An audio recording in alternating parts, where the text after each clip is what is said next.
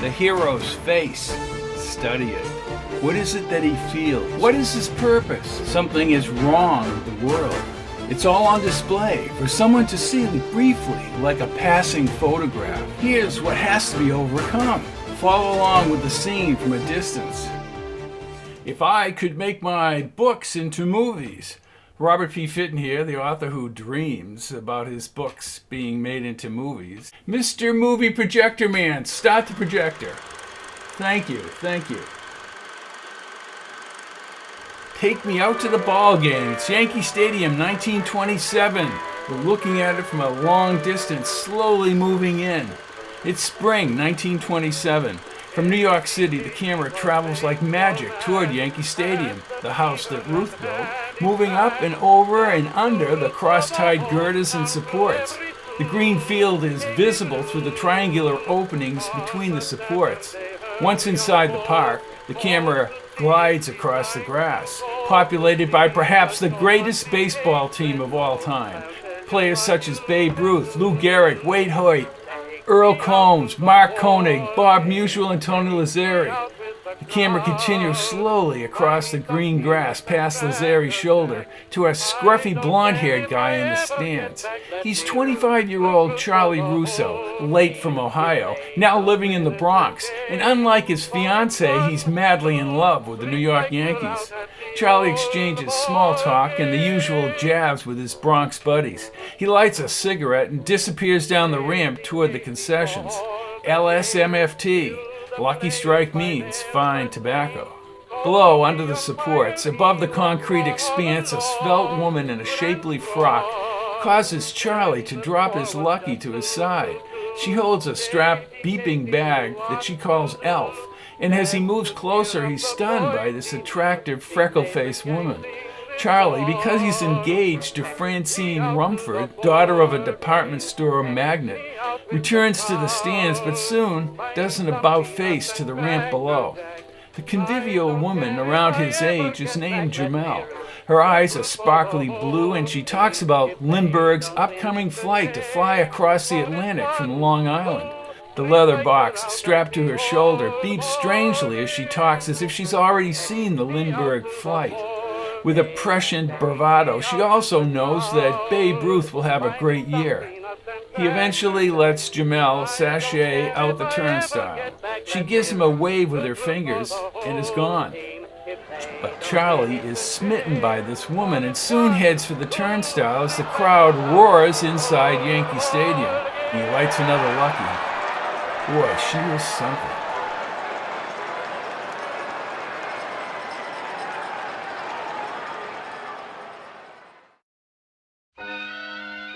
Later, in the Bronx twilight, Charlie's block-like apartment building is backdropped by the Manhattan skyline, including his future father-in-law E.B. Rumford's Rumford building.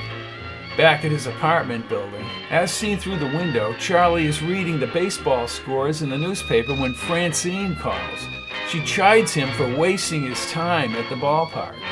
Charlie becomes increasingly nervous, lights a Lucky, and finally, as the grilling continues, asks Francine if she really wants to get married.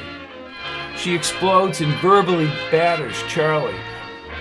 When she hangs up, Charlie jumps in his Chrysler 62, a gift from Francine, and he drives to Lower Manhattan, where he will study the city at night and relax from Francine's attack. With music from the 20s in the backdrop of New York City at night, Herbie, Charlie's close friend, lets him out on the mezzanine gallery. Herbie informs Charlie that Francine has been cheating on him with a guy from Chicago named Cerrone. He tells Charlie to ditch Francine, but Charlie knows without her father his ambition would be crushed. May 20th, 1927, Roosevelt Field, Long Island. Over the muddy field is a horde of onlookers, mechanics, gas cans, and a young flyer named Charles Lindbergh, Lucky Lindy. Charlie drives his 62 onto the grass and pans the area. Later, he's supposed to meet Francine and her father for lunch. Incredibly, he observes Jamel and her strange leather bag in the distance. The camera tracks Charlie across the spongy grass. between the cars and around the crowd. Jamel smiles when she sees Charlie. She's excited about the flight and Lindbergh, speaking as if she already knew about every aspect of his flight. Charlie is stunned how she knows Lindbergh has overloaded the gas tanks in his plane, but he will clear the telephone lines in the distance. Watching the Spirit of St. Louis twist and bounce down the field and eventually clear the lines stuns Charlie as Jamel proclaims, "Everything will be different now." In his 62, he later drives her back to her flat across from Central Park and Columbus Circle. It's becoming quite clear that the beeping box is a little bit more sophisticated. Her background as he enters her flat is even more bizarre. She's from the future, and back in 1927 to wait for her comrades to arrive because of an alien race, the Avigi, who have attacked the Earth of the future. She needs to broadcast a signal from the advanced transmitter she built. The signal contains a complete archive to the Sagions, allies of Earth in the future. The Sagions of the past would then be able to stop the Avigi's aggression of the future. Jamel, however, has been tracking Charlie and knows that he has access to the Rumford Tower Gallery. Over the weekend, Charlie joins the Rumfords at their estate in Connecticut. He wants to use a black communications box from Jamel, but he's trapped with the Boers at the dinner table. He's vowed to end the Francine engagement. Jamel, with future knowledge, has informed Charlie that he will die in August if he continues the relationship. Our camera of the mind is positioned a short distance away from Francine and Charlie in front of the estate. Francine says she can't call off the wedding and that they will live a social marriage.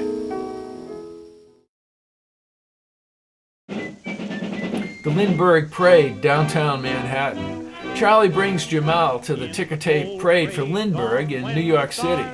From one of the surrounding buildings, we view Lindbergh in the open car. As the official car passes and as the ticker tape fills the air, Charlie lifts Jamel up and kisses her. This unusual and against-odds relationship gains momentum, but just as quickly, Alf begins to beep. There is an emergency with the other ship from Jamel's time. They rush back to her flat and on the large map, see that the ship is traveling dimensionally near Niagara Falls. She tells him that he must break off with Francine or face death. He decides to stay with Jamel, but during July, he cannot break it off with Francine. She wishes to follow E.B.'s desire for her marriage to Charlie. The Gables on the Hudson. The spreading castle estate, built by one of the elite architects on the East Coast, is seen in the afternoon sunlight behind the curtain of trees and sweeping grass vistas down to the widening Hudson River. In the distance is a gargantuan white tent where the elite society has gathered to celebrate Charlie's pending marriage. Charlie, not exactly overjoyed, parks his 62 next to one of the wood spikes connected to the ropes holding up the massive tent. Music is playing as the waiters are serving the tuxedoed men and the flowing satin-gowned women. Francine, however, is not happy and is pouring drink after drink down her throat. We avoid the small talk and get to the Gloria Swanson movie that E.B. has provided for his guests. What Charlie doesn't know, and what the viewer finds out, is that first E.B. will show the movie of the Lindbergh Parade newsreel from last May.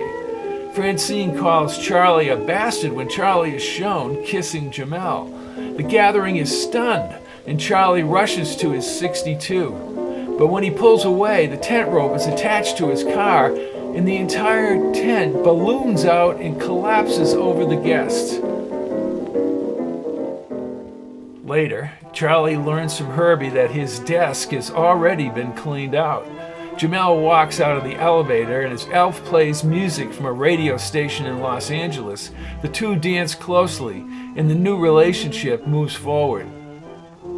Gifford from the Bureau of Investigation is tracking Charlie after Will Dillingham, Francine's former beau, claims that Charlie is an anarchist talking on a secret radio. Jamel and Charlie drive to New Jersey to find neon to cool her transmitter. They are chased by Gifford and his agents, and then they fly to Boston to meet a professor with the neon canisters. Of more immediate concern is the ship from the future with her two comrades. It's been stuck in the dimension near the power plants at Niagara Falls, and the deadly Avegis have followed them back in time.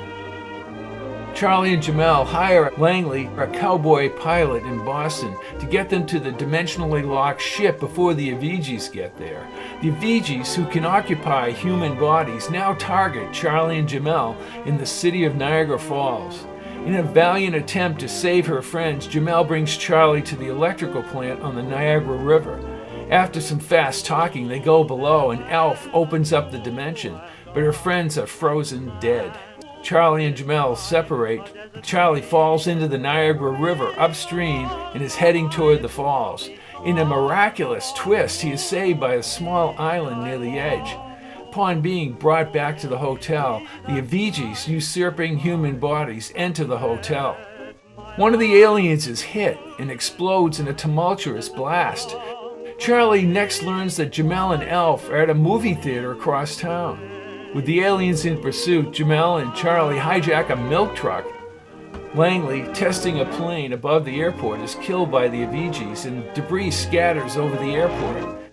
Charlie takes down several Avegis, resulting in wild explosions, and he and Jamel leave town. With the neon in tow, they hop on a train to New York City. She must connect the neon to the transmitter and get the signal out from the top of the Rumford Tower. Gifford arrests them as more Avegis follow them into the city. But Gifford understands what is happening. As Jamel works on the transmitter, night falls and the surrounding radio broadcast of the Dempsey-Tunney fight blasts through the speakers. Charlie confronts the Avegis in E.B. Rumford's office. When Charlie attacks the Avegis, an explosion ensues, and he is left staring at the wide-open wall down to the street. Back up top, Jamel is successful and sends the archives of history to the Sagions on Capella. Charlie goes down with Gifford to the ground. The gallery with Jamel next to the transmitter is ripped apart in a massive explosion. With the demise of Jamel, Charlie's world collapses until he is brought to Yankee Stadium by Gifford with the much-alive Jamel. Charlie turns to the Babes, standing at the plate with 59 home runs for the 1927 season, tying his old record. Zachary gets ready. Charlie is in awe with the rest of the crowd as Ruth blasts number 60.